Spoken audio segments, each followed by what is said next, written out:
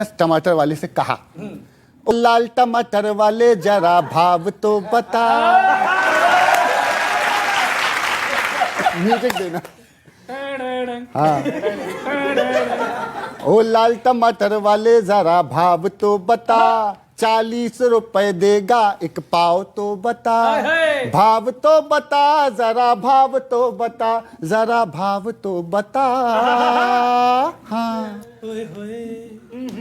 ओए होए। तो सब्जी वाले ने कहा कि नेताओं को लपेट मुझे दाव ना बता, कि नेताओं को लपेट मुझे दाव ना बता। घायल है तेरी जेब मुझे घाव ना बता, अरे घाव ना बता, मुझे दाव ना बता, मुझे दाव ना बता। ओए होए। कि देखे जो टमाटर तो मेरी आंख भर गई, देखे जो टमाटर तो मेरी आंख भर गई। अफसोस ये महंगाई तो हद से गुजर गई, मैं घर गया तो हसरते झोला बिखर गई। मैं घर गया तो हसरते, मैं घर गया तो हसरते भोला बिखर गई।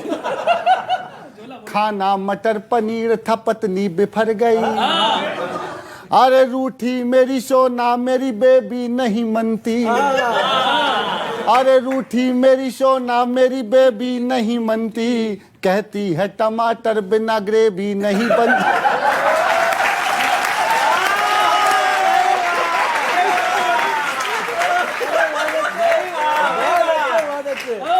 अरे ग्रेवी नहीं बनती रे, ग्रेवी नहीं बनती, ग्रेवी नहीं बनती। हो ओए होए, ओए होए। खाएगा तू ख्याली पुलाव तो बता, और जनता तो वही खा रही है। और खाएगा तू ख्याली पुलाव तो बता। तो मैंने फिर कहा, ओ लाल टमाटर वाले जरा भाव तो बता। आखिरी देख।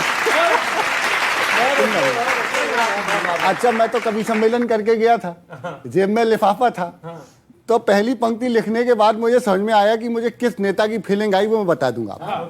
कि निकले थे आज जैसे विधायक खरीदने, हो पाए टमाटर के नालायक खरीदने। मंडी में खड़ा सोचता है आज कबीरा, गुस्ताख क्यों तू आ गया नाहक खरीदने। अरे सब्जी के ख्वाब काहे तू बेकार सजाता, इससे तो ये अच्छा है तू सरकार बनाता। इस पंक्ति का मतलब अगली पंक्ति सुनने के बाद समझ में आएगा, और अगर सही कहूं तो आप अपने लिए और मेरे लिए तालियां बजाइएगा। कि सब्जी के ख्वाब काहे तू बेकार सजाता, इससे तो ये अच्छा था तू सरकार बनाता। सरकार बनाता रे, सरकार बनाता, सरकार बनाता। हाँ। तू देश का वोटर है हमें ताव ना दिखा।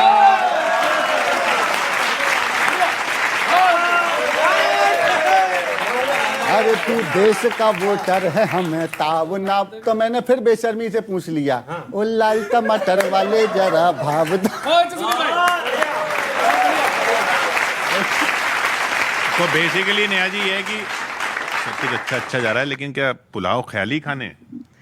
किशोर जी देखिए, चाहे वो महंगाई की बात हो या ये बात करते हैं कि आज देश में यूसीसी लागू कर रहे हैं, चुनाव आने वाले, इसलिए ये सब बातें हो रही हैं। लेकिन एक चीज़ जो भाई ने अभी शुरू किया ना, कि एक चीज़ जो इस देश में बिल्कुल क्लियर है और देश के वोटर को क्लियर है कि इस देश को अगर 10वीं सबसे बड़ी अर्थव्यवस्था से 5वें नंबर पे लेकर आया तो वो कौन है? प्रधानमंत्री नरेंद्र मोदी जी। और इसका सबसे बड़ा सबूत वो है जो अभी कुछ दिन पहले हमने पटना में देखा, जिस तरीके से घेराबंदी करने की कुछ हमारे पुराने जो नेता हैं, जो आज तक कुछ खिचड़ी पकाने की कोशिश कर रहे हैं, सफल नहीं हो पा रहे हैं। तो लगातार वहां भी हमने देखा कि किसी बारात चलाने की कुछ कोशिश हो रही थी। बाराती तैयार हैं, सब कुछ तैयार है, अभी दूल्हा कौन बनेगा इसकी खींचम खिंचाई चल रही है। लेकिन एक बात भारत की जनता को बहुत क्लियर है कि देखिए ये उतार चढ़ाव आते रहेंगे। मैं ये नहीं कह रही हूँ कि इनकी बात, इनका जो गम है टमाटर वाला, उसको नकारूंगी नहीं। मैं भारतीय जनता पार्टी की नेता हूँ, मैं नकारूंगी नहीं उसको, लेकिन उतार चढ़ाव ये है कि हम कवि होकर टमाटर खरीद लेते हैं कि उतार चढ़ाव आते रहेंगे।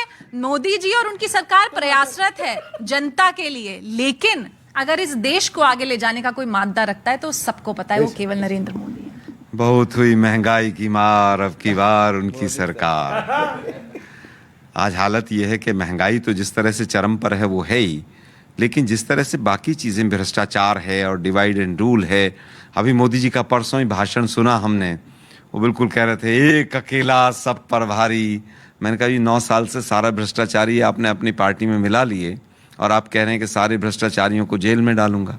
तो मोदी साहब, 9 साल से आपकी सरकार पकौड़े तल रही थी, 9 साल से क्यों नहीं डाला आपने जेल के अंदर? तो मुझे लगता है कि आज जिस तरह का माहौल देश के अंदर हो गया है, महंगाई चरम पर है, बेरोजगारी चरम पर है, डिवाइड एंड रूल चरम पर है, अमेरिका से ड्रोन खरीद के लाए, उनका भाव क्या है वो पता नहीं है देश को। आज जिस तरह से देश अंधेरे में आगे बढ़ रहा है, और मेरी छोटी बहन ने कहा कि 5वीं अर्थव्यवस्था पर हम आ गए, ये तो 2018 में आ जाना चाहिए था। नीति आयोग की 2013 की रिपोर्ट पढ़िए आप, और ये साइक्लिक प्रोसेस है, ये होता ही है कि इतने बड़े बेस के साथ। लेकिन ये भी देखना होगा कि 140 करोड़ से ज़्यादा आबादी होकर विश्व का सबसे बड़ा पॉपुलेशन वाला देश हम हो गए हैं। आप केवल और केवल 2047, 2022 और 2025 और 2030 के ख्वाब मत दिखाइए। खैर, झूठ की कोई सीमा नहीं होती है। नहीं, मैं ठीक बात है, मैं पूरी कविता भेजूंगा और वो पूरी की पूरी जाएगी। डीबीटी करता हूँ कविता भी। इन दिनों राहुल गांधी तरह तरह के काम, एक्सपेरिमेंट्स कर रहे हैं अलग अलग टाइप के। हाँ, तो फिर मैं एक कविता पढ़ता हूँ। लगता है कांग्रेस ने परमानेंटली दुकानदारी मोल ली, मोहब्बत की दुकान नहीं चली तो मैकेनिक की दुकान खोल ली।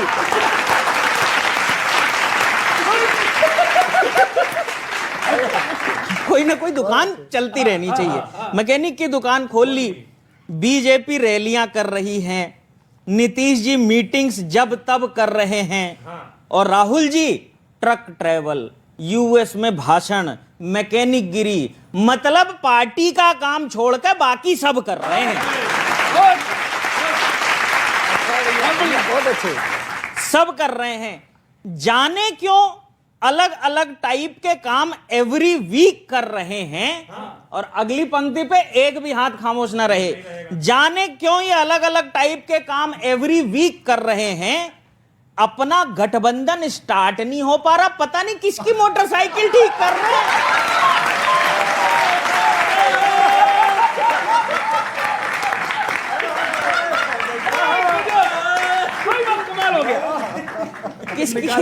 पता नहीं किसकी मोटरसाइकिल ठीक कर रहे हैं। जीत का रंगीन सपना ब्लैक एंड व्हाइट करने पे आ गए। भाजपा से फाइट करने चले थे, कल पुर्जे टाइट करने पे आ गए। लेकिन एक बात है, हमारी तो यही चाहत है कि पार्टी का फ्यूचर ब्राइट कर लीजिए। आम आदमी पार्टी ढीली होकर छिटक रही है, पहले गठबंधन के पुर्जे टाइट कर लीजिए। बहुत बहुत धन्यवाद।